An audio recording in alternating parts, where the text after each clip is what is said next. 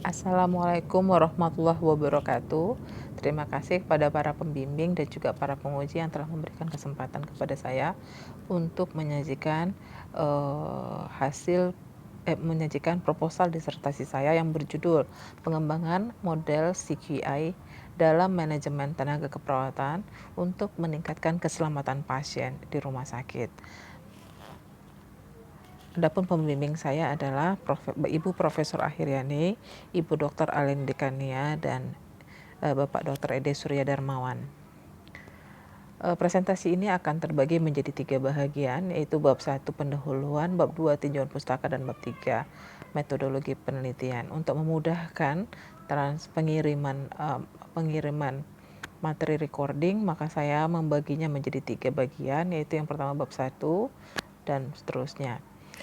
Untuk bab 1, latar belakang. Yang melatar belakangi saya memilih topik ini itu karena didasarkan atas pentingnya tenaga kesehatan, khususnya tenaga keperawatan.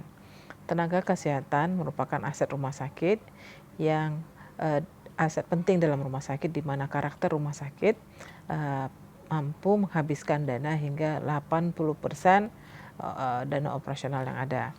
Dan tenaga keperawatan sendiri itu merupakan tenaga yang mendominasi pada tenaga kesehatan. Ini bisa terlihat dari data Kemenkes 2017 dan BPSDM 2019.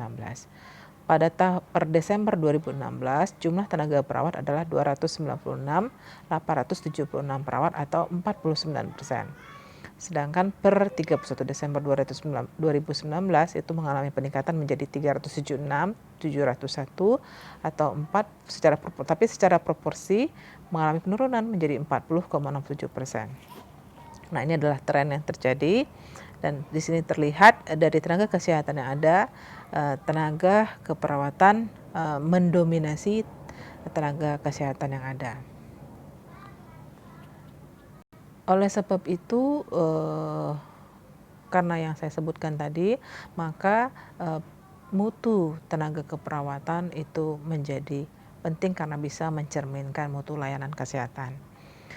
Berbicara terkait mutu tenaga keperawatan, di National Health Service England, terminologi yang digunakan untuk mencerminkan ini itu adalah kapasitas dan kapabilitas tenaga keperawatan.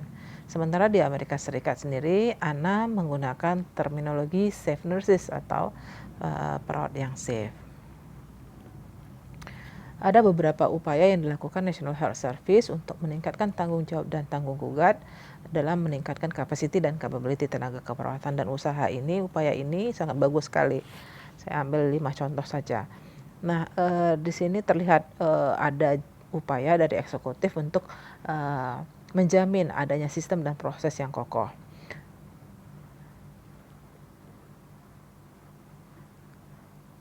Kemudian ada proses yang menjamin ketenagaan dalam kebutuhan persifnya tercukupi.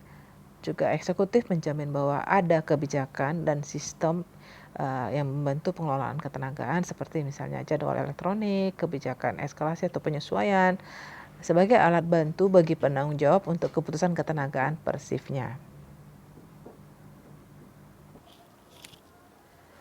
Berikutnya adalah penggunaan evidence-based tool untuk menginformasikan atau mengupdate capacity dan capability tenaga keperawatan terkini. Begitupun mengkombinasikan berbagai evidence-based tools dengan judgement dari para senior atau para pakar yang ahli di bidang ketenagaan, termasuk terkait jumlah dan juga komposisi dari segi kualifikasi.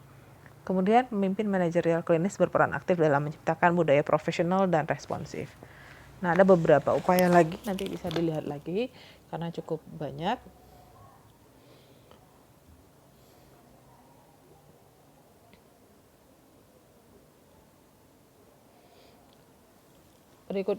Upaya berikutnya adalah perawat harus memiliki cukup waktu, tidak hanya untuk memberikan direct care, pelayanan langsung ke pasien, tetapi juga tanggung jawab lainnya seperti tanggung jawab untuk mengembangkan diri. Kemudian ada review reguler minimal yang secara teratur, misalnya sekali 6 bulan terhadap informasi tenaga yang ada, dan ada beberapa hal lainnya.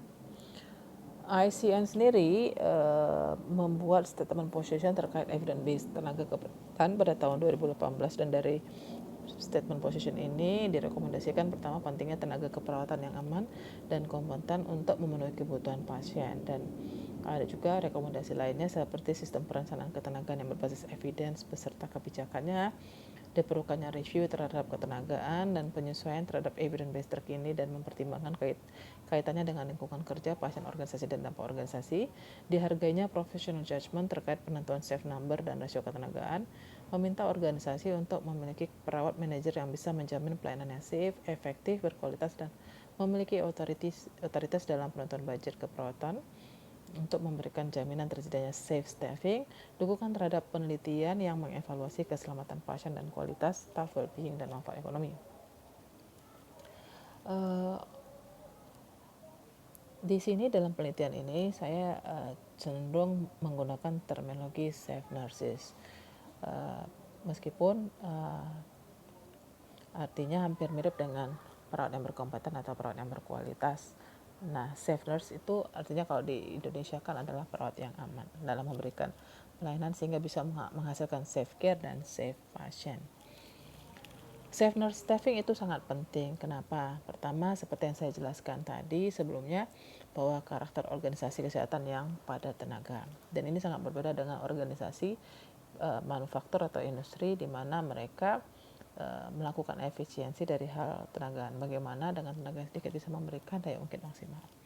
Kemudian yang kedua, jumlah tenaga keperawatan yang mendominasi dalam tenaga kesehatan. Ini sudah saya jelaskan tadi dengan ranging 40-46%. Kemudian karakteristik pekerjaan perawat yang berbeda. Memang perawat adalah salah satu pekerjaan profesional yang artinya mereka berdiri secara independen, tetapi hingga saat ini perawat masih ada sebagai mediator atau yang memediasi berbagai tenaga kesehatan yang ada. Kemudian yang berikutnya adalah karakter tenaga keperawatan yang bukan tenaga labor atau tenaga biasa, melainkan suatu profesi, yang artinya ketika pengelolaan tenaga profesi tersebut berkualitas, itu bisa mempengaruhi perspektif karir profesional, bisa meningkatkan social profile profesi tersebut sehingga bisa menjaring salon perawat yang berkualitas juga.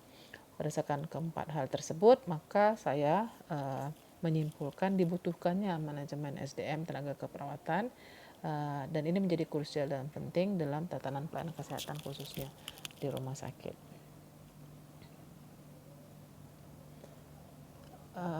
Kita masuk ke konsep manajemen SDM tenaga keperawatan yang menyatakan bahwa manajemen SDM tenaga keperawatan itu sangatlah penting karena bisa meningkatkan kualitas pelayanan dan juga meningkatkan competitive advantage.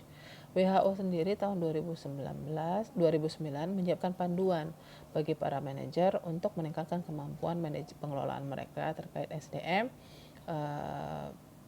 pada tahun 2009. Kemudian ada suatu literatur yang cukup lama, bisa di-quote, saya rasa masih relevan untuk level negara berkembang seperti Indonesia.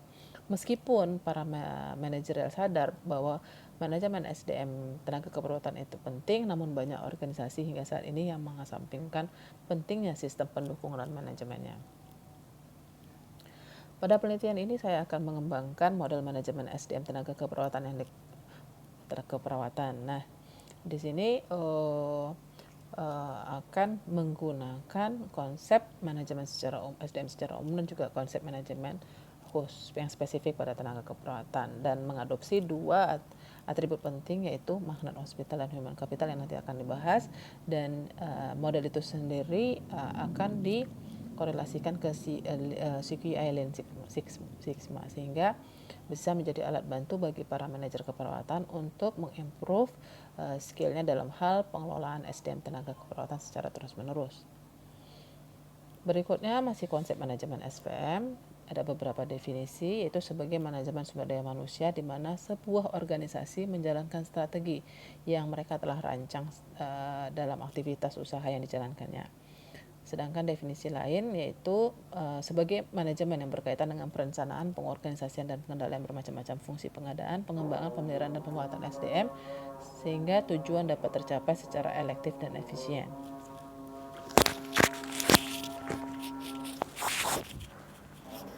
Kemudian definisi yang lain adalah manajemen SDM sebagai integrasi sistem kebijakan dan praktek manajemen untuk merekrut, mempertahankan, dan mengembangkan pegawai untuk mendukung organisasi dalam memenuhi tujuannya.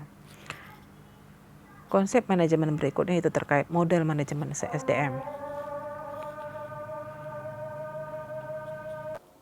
Baik, saya lanjutkan lagi. Tadi saya pause karena azan. Konsep berikutnya adalah model manajemen SDM.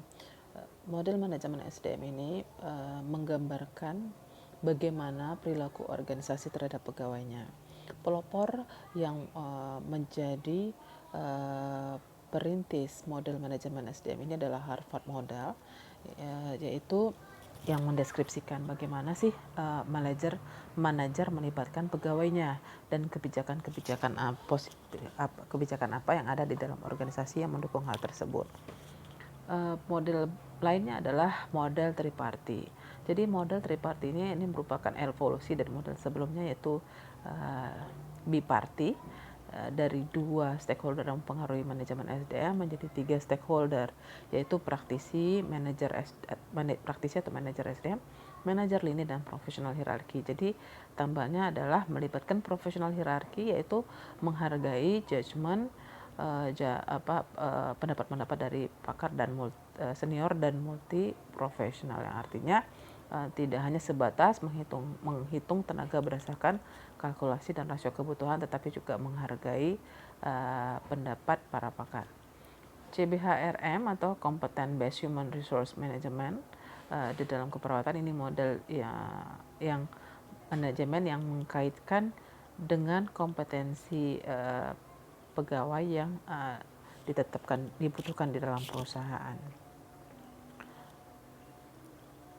Berikutnya adalah konsep komponen manajemen SDM. Jika di literatur bisa di search menggunakan komponen manajemen SDM atau elemen manajemen SDM atau fungsi manajemen SDM atau human resource practice. Yang paling sering sih orang menyebutkan dengan terminologi human resource practice, dan di dalam penelitian ini saya menggunakan terminologi manajemen SDM. Ada banyak variasi komponen manajemen SDM. Ada model yang terdiri dari 4 komponen dan model ini bertujuan untuk pengaruh engagement, yaitu seleksi, sosialisasi, manajemen kinerja atau performa, serta pelatihan dan pengembangan. Ini menurut Albrecht dan kawan-kawan tahun 2015.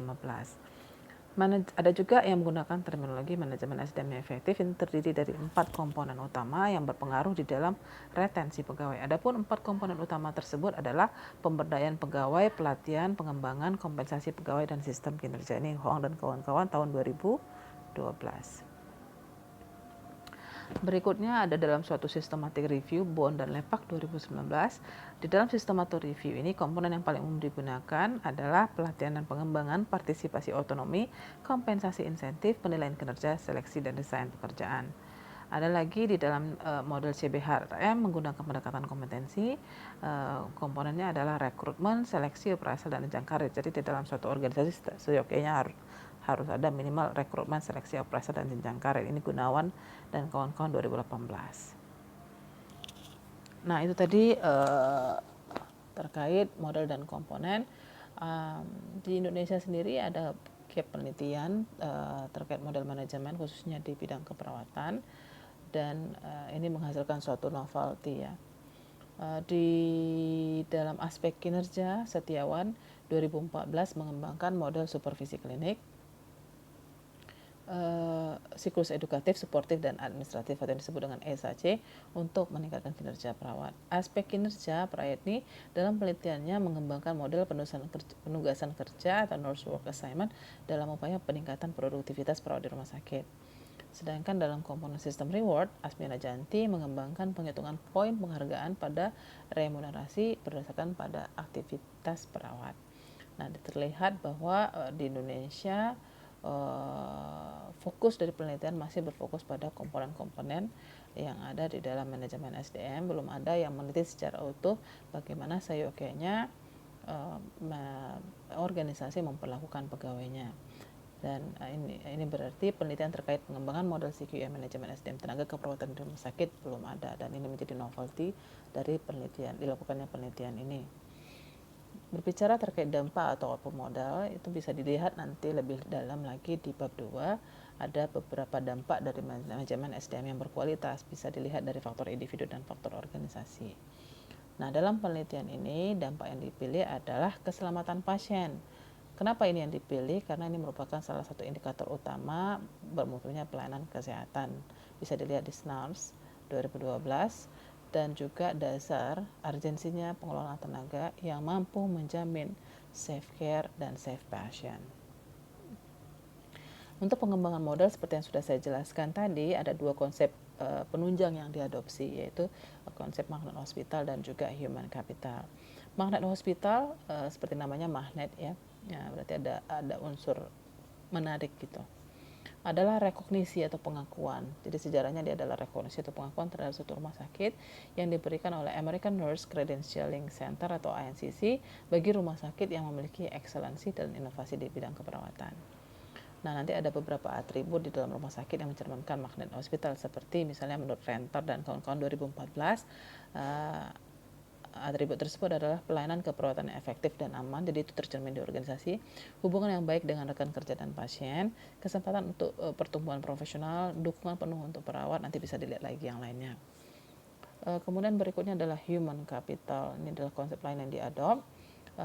Human capital menurut yang didefinisikan sebagai konstruksi dari analisis level individu seperti pengetahuan, keterampilan, kemampuan, pengalaman, dan motivasi. Masih menurut yang terjadi pergeseran definisi dari sempit menjadi luas, yang awalnya cuma di level individu menjadi lebih luas dalam organisasi kolektif dari individu itu sendiri. Nah, ini sesuai juga definisi ini sesuai dengan definisi yang disampaikan oleh Pijalovic 2013 bahwa human capital adalah seluruh kualitas manusia, baik efisiensi buruh berskala individu ataupun organisasi, termasuk kesehatan fisik, kemampuan fisik dan mental, motivasi untuk bekerja, pengembangan keterampilan serta kompetensi. Nah, bentuk-bentuk aktivitasnya bisa terlihat nanti dari pendidikan dan pelatihan. Berikutnya konsep CKI yang terikat dengan konsep manajemen sendiri. CKI itu sebenarnya adalah proses mengumpulkan data atau fakta terkait praktek atau pelayanan tertentu untuk menjadi pedoman kinerja, melacak dan memvalidasi indikator yang mempengaruhi kinerja, dan mengidentifikasi masalah dalam proses dan manajemen sebagai budaya perbaikan yang terus-menerus. Sebagai budaya perbaikan yang terus-menerus. Ini menurut Kennedy 2017.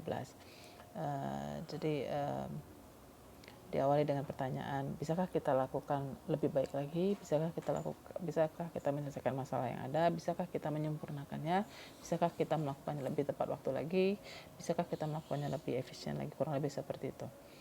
Nah, untuk CQS ini sebenarnya ada banyak bentuk, itu akan dibahas lebih dalam di bab 2. Ada CQI inisiatif, kemudian ada IHI model, kemudian ada Sigma, Lean, dan Lean Sigma. Nah, kenapa metode Lean Six Sigma? Karena metode Lean Six Sigma ini merupakan dua metode quality improvement yang sangat populer, yaitu Lean dan Six Sigma, untuk menghasilkan eksselensi dalam operasional. Selain itu, karena metode ini akhir-akhir ini cukup banyak dipergunakan di organisasi kesehatan. Sekarang kita pelajari apa itu Lean Six Sigma secara sederhana, nanti akan kita bahas lagi di bab 2.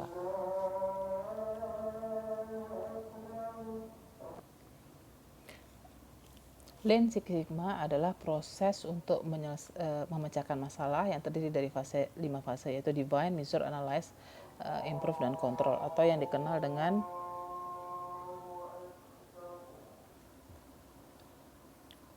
dalam pelayanan kesehatan. Lean Six Sigma berfokus pada mengeliminasi cacat atau kesalahan yang dapat menyebabkan hidup dan mati. Penggunaan Lean Six Sigma bertujuan untuk meningkatkan keselamatan pasien dan meminimalkan kesalahan yang mengancam nyawa, dan ini sangat cocok untuk modal yang dikembangkan pada penelitian kali ini.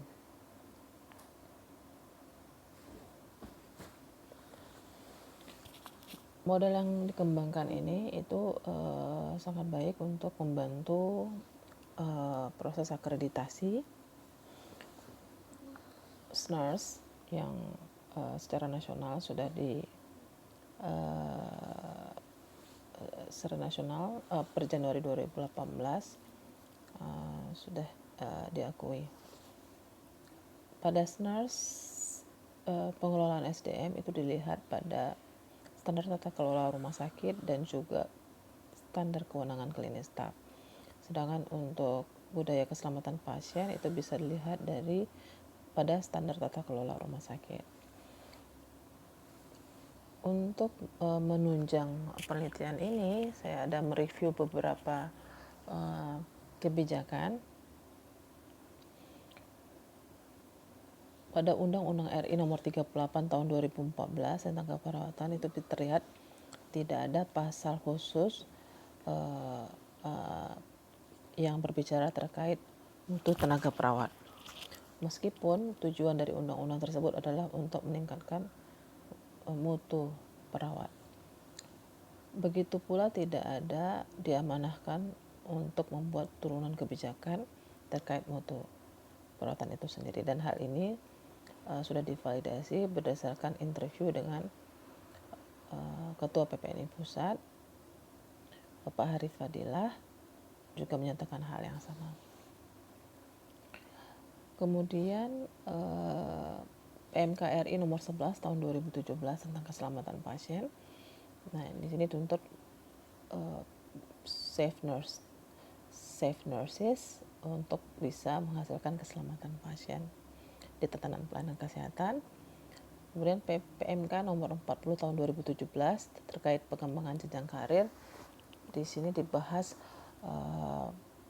proses kredensial perawat, yaitu upaya untuk menjamin kompetensi perawat di tatanan klinis.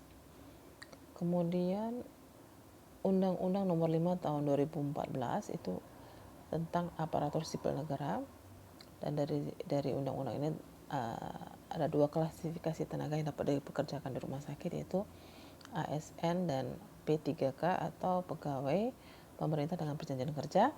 Kemudian PP nomor 49 tahun 2018 tentang manajemen pegawai pemerintah dengan perjanjian kerja.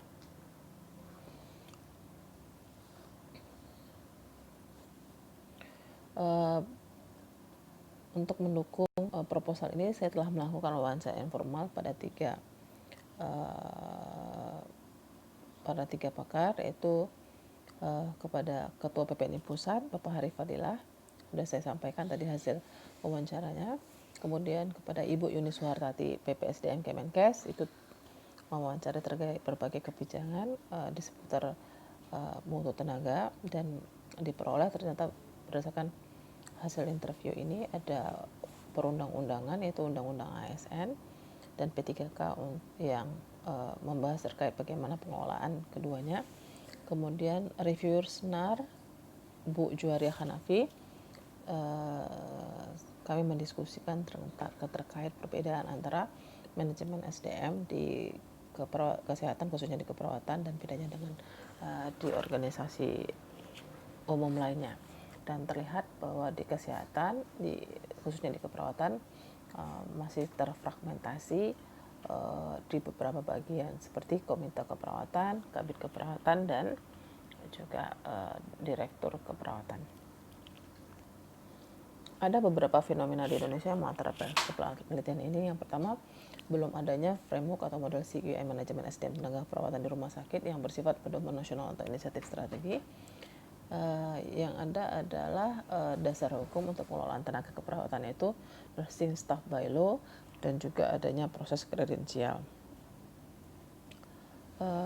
Sementara ini saya asumsikan sebagai peneliti bahwa tenaga keperawatan masih tersegmentasi di beberapa penanggung jawab yang berbeda dan belum difungsikan secara optimum dalam menjalankan aktivitas manajemen SDM-nya. Pengelolaan ini masih juga asumsi, masih berkutat pada aktivitas standar seperti apakah ketenagaan sudah cukup, sesuai dengan anggaran yang ada, dan memenuhi standar akreditasi. Kemudian struktur organisasi berupa ada atau tidaknya direktur SDM, ada atau tidaknya direktur keperawatan bisa mengindikasikan bagaimana organisasi melihat SDM tenaga keperawatan.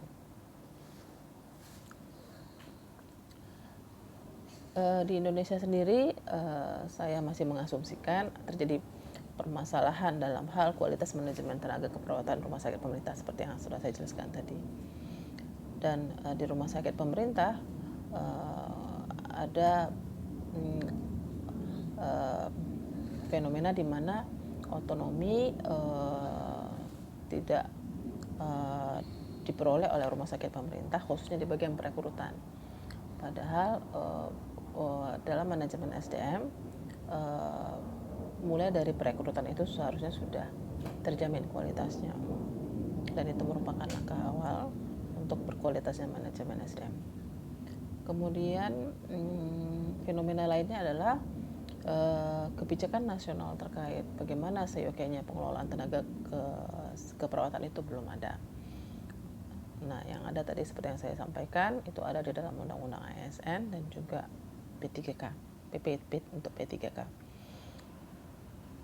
Kemudian karena terbatasnya kebijakan-kebijakan untuk mendukung pengembangan model manajemen di tenaga kesehatan untuk keperawatan, sejauh ini bisa disimpulkan masih lambatnya berkembangnya kebijakan di level rumah sakit terkait pengelolaan SDM khususnya tenaga keperawatan. Dan saya memilih melakukan penelitian di Rumah Sakit DKI Jakarta karena saya melihat rumah sakit DKI Jakarta berdomisili di ibu kota Jakarta dan memperoleh atensi pemerintah yang cukup kuat sehingga berpotensi untuk bisa mengadopsi model yang saya kembangkan ini.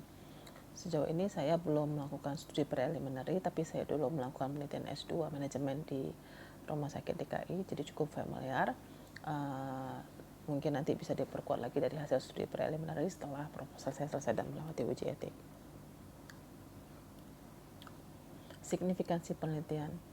Penelitian ini menjadi penting untuk dilakukan sebagai upaya untuk mengeliminir beberapa isu krusial di seputar tenaga kesehatan, seperti misalnya permasalahan dalam kualitas tenaga keperawatan dan juga manajemennya. Perumusan masalah bisa dirumuskan bahwa masalahnya adalah belum adanya model CQI yang bisa diterapkan untuk meningkatkan kemampuan manajerial dalam pengelolaan tenaga keperawatan.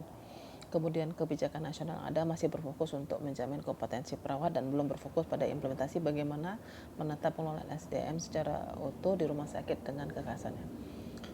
Kemudian literatur terkait pengembangan continuous quality improvement khususnya pada manajemen tenaga keperawatan juga belum begitu tereksplorasi. Dengan dasar pemikiran tersebut, maka pertanyaan penelitiannya antara lain adalah: pertama, model CQI untuk manajemen tenaga keperawatan apa yang sesuai untuk dikembangkan di RSUD DKI Jakarta, dan bagaimana validasi model CQI dalam manajemen tenaga keperawatan untuk keselamatan pasien. Tujuan penelitian. Pada tujuan ini ada tujuan umum dan ada tujuan khusus. Tujuan umum adalah mengembangkan model CQI dalam manajemen tenaga keperawatan untuk keselamatan pasien di RSUD DKI Jakarta.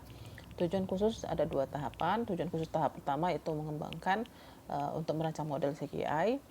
Nah, di sini terdiri dari 3 tahapan. Yang pertama adalah identifikasi gambaran pengalaman manajer keperawatan terkait manajemen SDM tenaga keperawatan dan faktor yang pengaruhnya di RSUD DKI Jakarta. Yang kedua adalah analisis konsep model manajemen tenaga keperawatan, kajian literatur terkait lainnya. Yang ketiga adalah validasi model melalui expert opinion. Tujuan khusus tahap kedua adalah untuk uji validasi model CQI manajemen tenaga keperawatan berbasis human capital dan makronutrisi untuk keselamatan pasien di RSUD DKI Jakarta. Manfaat penelitian, ada 4 manfaat penelitian di sini. Yang pertama adalah bagi stakeholder rumah sakit dan bidang keperawatan. Jadi di sini tersedianya model, diharapkan dari penelitian ini tersedianya model CQI pengelolaan atau manajemen tenaga keperawatan berbasis magnet hospital dan human capital dalam upaya meningkatkan keselamatan pasien.